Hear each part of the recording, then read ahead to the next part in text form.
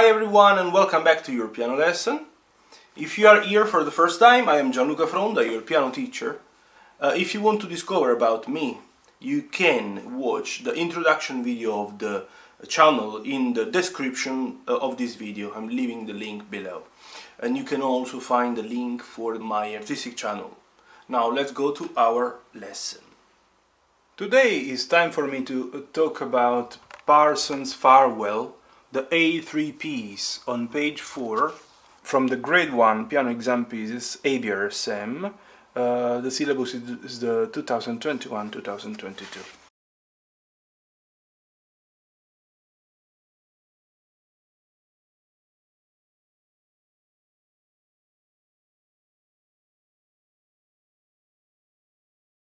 This song is quite nice. It's a traditional English song that was published in the 17th century. Has been arranged by David Blackwell. I prefer maybe to play first, then I will explain a few things and then I will play again slowly. Let's start from the official tempo, that is 138.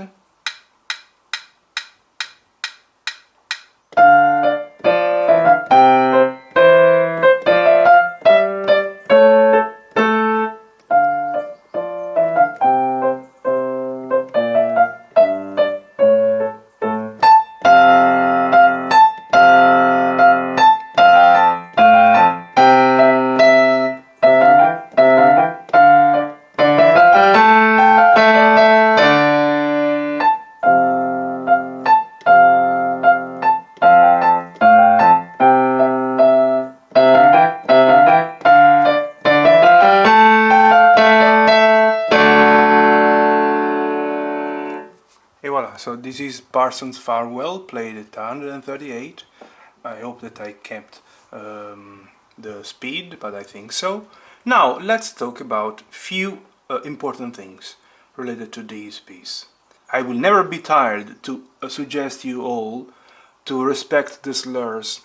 And remember that the one very good way to master the slurs is the one of remembering the words drop roll for the two note slurs and the word drop connect roll for the three note slurs.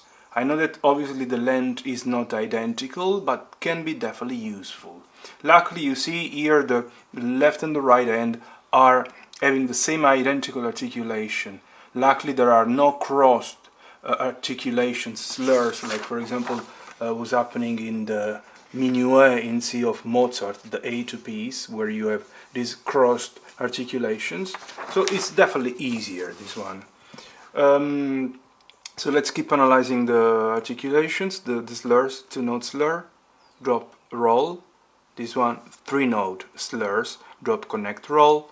Same, luckily, only one note on the left, three note slur, staccato staccato, drop roll, two note slurs, three note slurs, two notes slur, three note slurs, staccato staccato, two note slurs.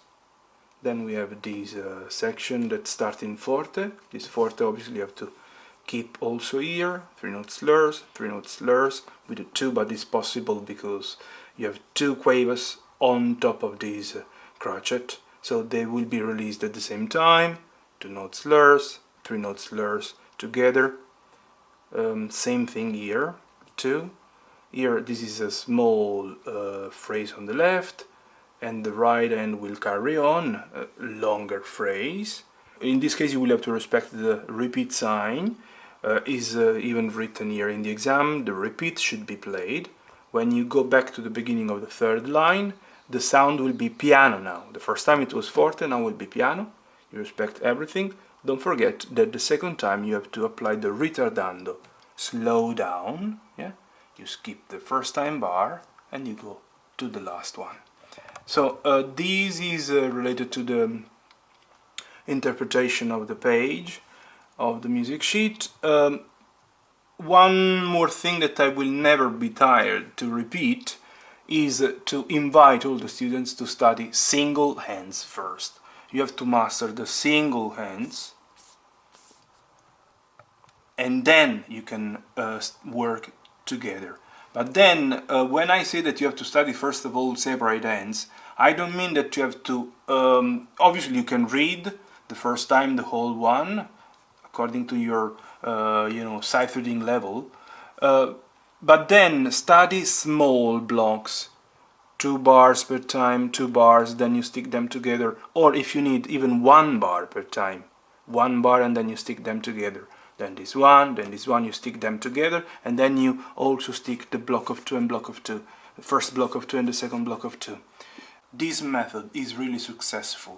Apply always this method. Now I want to play the same one slowly. Let's say, for example, a good speed could be to let you check every single note, by the way, before I proceed, I want to clarify that I have changed slightly the fingering. The 3 would have been, is normal. I have used the thumb. I prefer definitely when I have to go to black keys like the C sharp, instead of doing 3, 3, 2 and then 2 again, or 3, I prefer to do 3, 1, 2, 1, 1. This is, I think, a very good idea, very good practical idea. Sometime when needed, I did indeed to show you, write down these fingers, even though they are obvious, because from the third it's obvious that you will go to the F with the thumb, and here you will definitely play the D with the second, it's obvious, but for yourself, maybe if you write it down, you reduce any doubt when you play it, when you study it. I was saying now, let's go to the slow performance, and I believe that could be clever, something like around 80, for example. So I'm lowering the speed. Now I will try to play with a metronome. Yeah, could be a good idea. Just to show you even more. Obviously, in this case, having the metronome on, I won't be respecting the ritardando the second time at the end.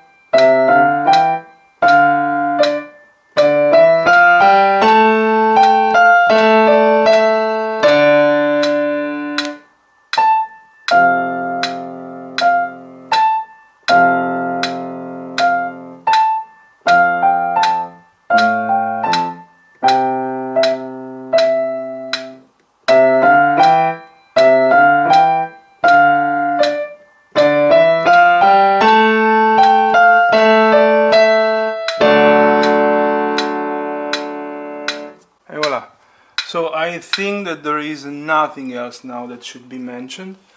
If you study applying a very strict method, studying single hands and then small blocks, few bars, even 1 bar per time, and then adding time by time, and plus if you will start from a slow speed, increasing step by step, respecting all the articulation signs, you won't be in trouble. You will definitely be successful studying and playing this one.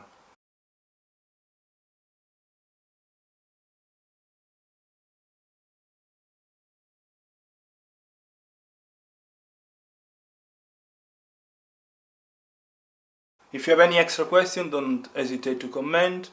Let me know how it's going. Don't forget to subscribe to the channel, and see you in the next video. Thank you very much for today.